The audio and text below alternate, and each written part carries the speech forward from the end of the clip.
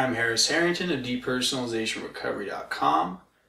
This video is about probably the most often asked question that I get, which is, can I smoke weed again after I've gotten depersonalization and derealization? This is just, I don't know why this is the most common question, but people just want to know, Harris, I know I'm depersonalized, I know I've got derealization, but I just want to know, can I smoke weed? Is it cool? Is it a good idea to do? I mean, it's kind of like, if you've got a friend named Bob, and he's blind in one eye, and you don't know it, and he drives your car and he crashes it, should you let Bob drive your car again? No. Keep Bob the fuck away from your vehicle. Alright? Now, if you smoke marijuana and it triggers in you an existential panic attack that leads to an out-of-body experience that lasts for the foreseeable future, should you smoke marijuana again? No, you should not smoke weed again, but people just, they really love weed. We got some big marijuana fans in the depersonalization community, and it's like the first thing they do, a couple months after they got depersonalization, if they're feeling better, like, yeah, man, I almost feel real again. I know what I'm going to do. I'm going to smoke some weed. And then it's back into the bear pit with depersonalization disorder.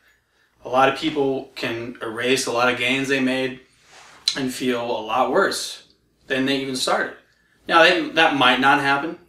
You might smoke weed again, and it might be in a situation with good friends, with better weed, maybe less potent than the stuff you tried before. And it may actually be alright for you. You might actually feel okay. You don't know. You're playing with fire when you smoke weed and you've got depersonalization, derealization.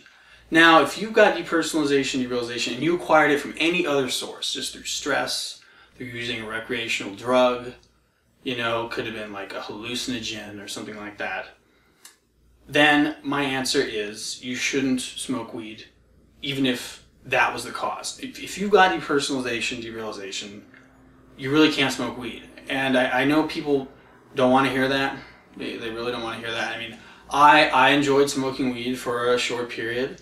Then my highs started getting worse. They started getting more panicky. I was getting more paranoid. I was just thinking bizarre thoughts. Like, people with DP tend to be creative. We tend to be, like creative thinkers, very imaginative, which is when we're sober. So when you add weed on top of that, it is just crazy. I remember thinking like, almost like my thoughts were pancaking on top of each other, and I just couldn't even control it. I couldn't relax, I would just have complete panic attacks, on weed after a while. And some people, the first time they smoke weed, they get depersonalization. So you never know. So it's really simple. You really shouldn't smoke weed if you've got DP.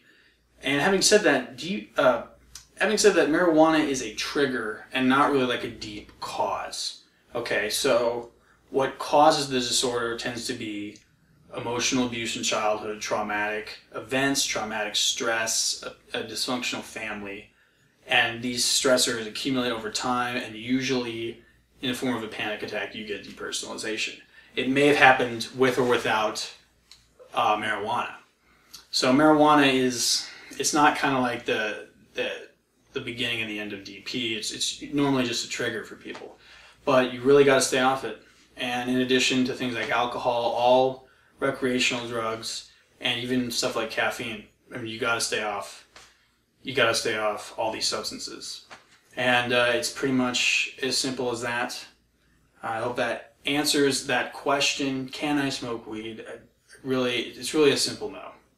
It's really a simple no. You never know. You're playing with fire. And my advice is just to not do it. Subscribe to this YouTube channel for a lot more videos to come. Watch my free videos, read some of my free articles on my website, and check out my program, The Total Integration Method, for how to get completely over depersonalization disorder.